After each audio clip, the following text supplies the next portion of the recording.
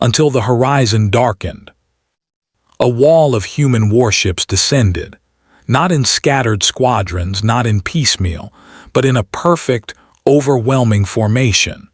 The void itself seemed to buckle beneath their numbers. Thrask's moons were blotted out by the silhouettes of carriers. The sun dimmed behind dreadnought hulls. The bombardment began. Railguns fired projectiles the size of buildings, tearing apart orbital stations in a single strike. Plasma lances carved glowing scars into planetary crust. Missile swarms blackened the skies, blotting out stars before falling like storms of fire. The Vaer fought bravely, but their confidence shattered. Their ships crumbled in minutes. Their cities burned. Their arrogance dissolved in screams. And Earth did not stop. World after world fell. Outposts that once laughed at human weakness became smoldering ruins. Convoys that once sneered at human traitors now floated in silence, their wreckage drifting.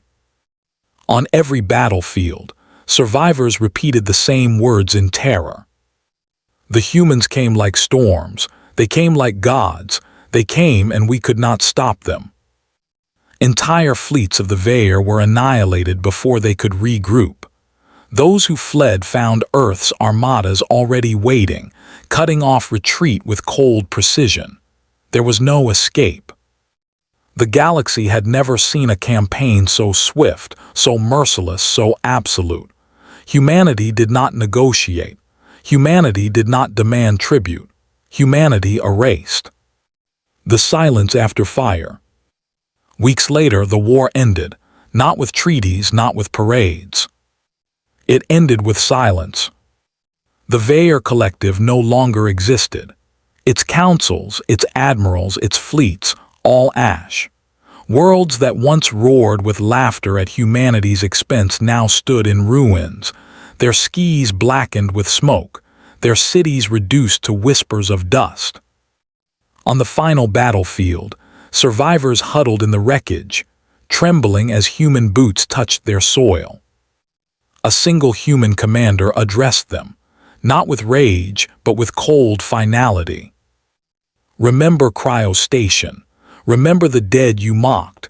And remember this, Earth's patience is vast, but our vengeance is eternal. Then, just as suddenly as they had come, the fleets withdrew. They did not occupy. They did not enslave. They left behind only silence and the lesson carved into the bones of a species. Never provoke Earth. Never mistake patience for weakness. Never believe silence means safety. For when humanity rises, it rises with fire. And when its armadas take flight, the galaxy trembles. The skies above Calvessa burned with the colors of ruin. Alien warships, sleek, curved monstrosities of obsidian alloy, hovered like carrion birds over the colony's domes. They had come without warning, not for negotiation, not for alliance, but for slaughter. The Vaedran Dominion prided itself on conquest. To them, Earth was a minor world on the galactic fringe, technologically stagnant, culturally naive, and diplomatically soft.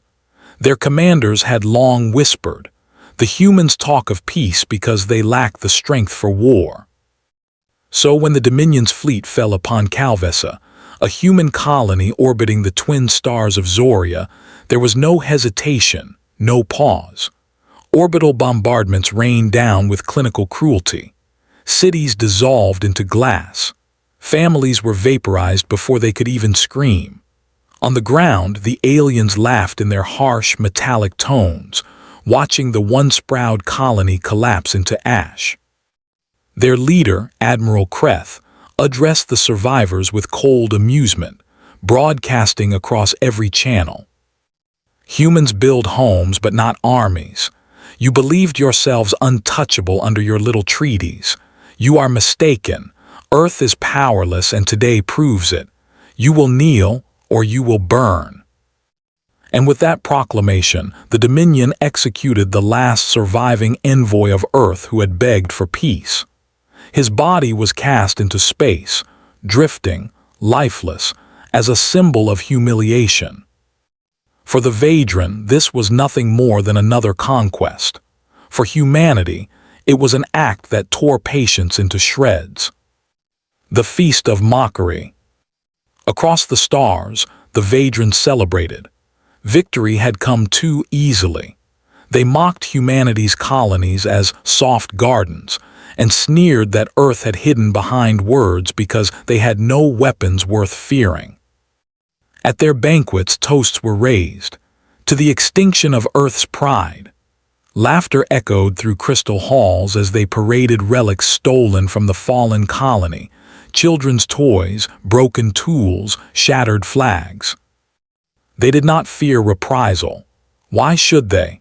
Humanity had shown restraint for centuries, holding tightly to treaties, refusing to unleash their rumored weapons in the past. To the Dominion, Earth's silence was weakness. Kreth himself declared before the council, "Let this be known. Humans are gardeners, not warriors. Their colonies are fruit ripe for harvest. If Earth wishes to survive, it will surrender. If it resists, we shall sweep away its cities like dust before the wind." And across the Dominion's worlds, the people cheered. They believed the humans broken. They believed vengeance would never come. But vengeance was already awake. The gathering storm. For a time, Earth remained silent, too silent. The Dominion misread this silence as paralysis, as submission. Yet in the void between stars, something stirred. Hidden fleets powered up engines not seen in centuries. Dreadnoughts, long thought to be ceremonial relics, opened their sealed hangars. Orbital shipyards across the solar system glowed as titanic vessels rose from scaffolds, each one bristling with weapons unseen in any galactic war.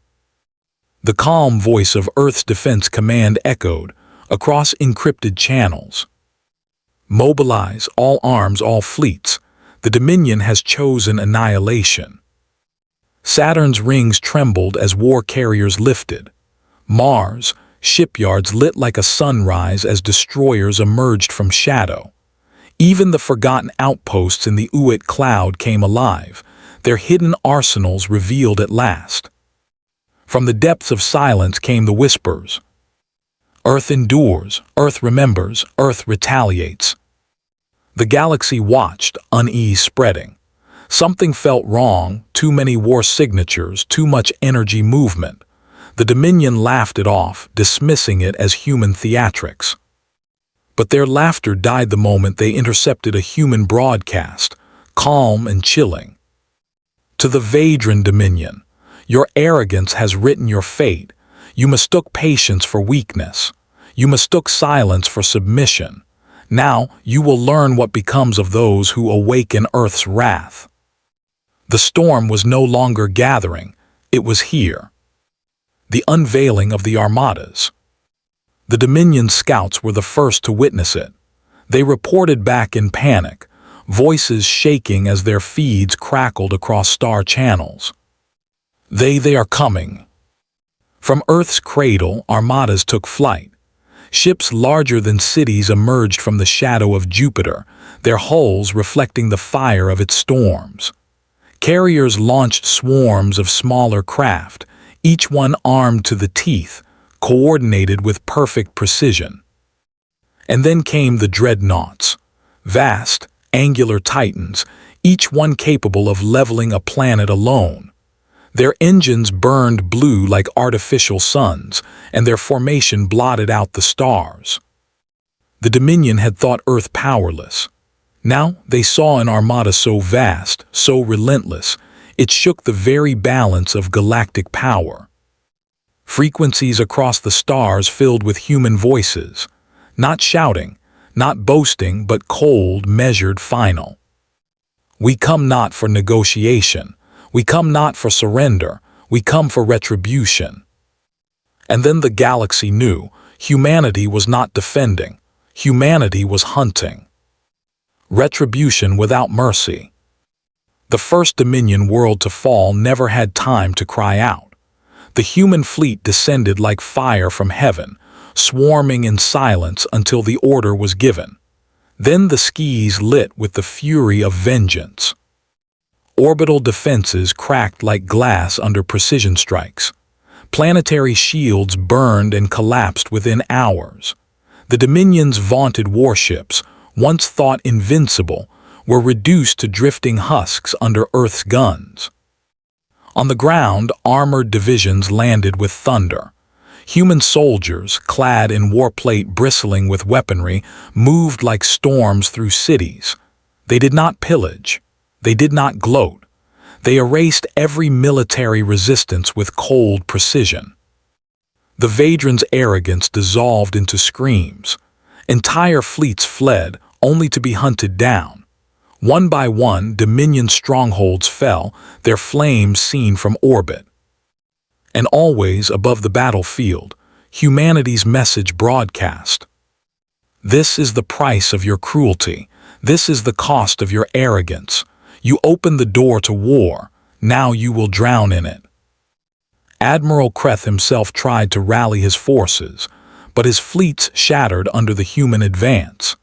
He lived just long enough to hear Earth's war command issue one final decree. The Dominion will not be conquered, it will be erased. The silence after fire. When the war ended, it was not with treaties but with silence.